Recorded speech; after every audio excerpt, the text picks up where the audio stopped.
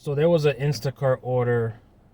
It was $25 and some change, a double order, 5 miles total. I think it had about almost 90 units. Um, I didn't take it. Somebody grabbed it fast. I only saw a little bit of it. Um, that goes to show you how slow Instacart's been that they're taking orders like that. So I look at an order like that, like this. This is assuming it's not a flat tip, right? So you have to assume it's not a flat tip. You do some refunds. At those almost 90 units, there's probably going to be some refunds. Your money's going to go down. That's one. Number two, if this order takes over an hour, that I know over an hour for me to drop off and come back, I'm not doing it for that number. Um, I'm the type of person, I look at a number and I calculate, can I get this done in an hour? Right? Even if it's dropping off at the 60th minute and on my way back to Publix. That's the way I see that. The number has to match it. So 25. If they do that order, they're a fast shopper and they do that order for $25 and something change, with no refunds or nothing, and it takes an hour. I think that's great.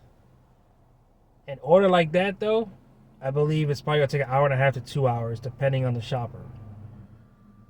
Right? So I don't know. It's a $25 order now for huh. Uh, huh. So they took away an order from the triple and they added another one. So from 90 units, this one's 51 units, but it's a triple now. It's not a double. That's even worse. 6 miles, I wouldn't do that either. Each app is different. The way I look at each app. When it's shop and deliver, especially for Instacart, I gotta look at that number. Now, if that double order with 90 units was about, instead of 25 and some change, if it was about 40 and some change, I probably would do it. I'm a fast shopper. So in my mind, I'm making 20 an hour, right? Which is the minimum that we want to make, right? In an order like that. But I can't do that for 25 and change. Just with refunds alone, they'll go under 20 fast. Especially nowadays, these markets don't really carry a lot of stuff. They're not restocking too much and stuff like that, so you don't want to risk something like that.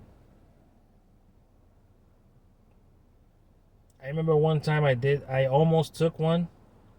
That's when I started learning how it works. There was one for, I think it was 30 something. Triple customer. It was over 100 units. And I almost took it. I was like, oh, that's money, right? You know? And a DoorDash came for $22 just to pick up pizza. I said, yeah, okay. I'd rather do this. So that's when I started learning the multi-apping. Like, okay, there's money in multi-apping. If I just do one app, I'm limited. So if I was just doing one app, I probably would have just took that order because I have no other apps. That's why, in my opinion, multi-app is the best way for longevity in this business, in my opinion.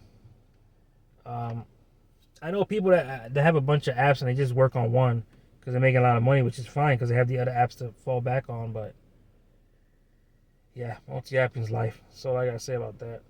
So it's 114, and we're gonna see if we get an order.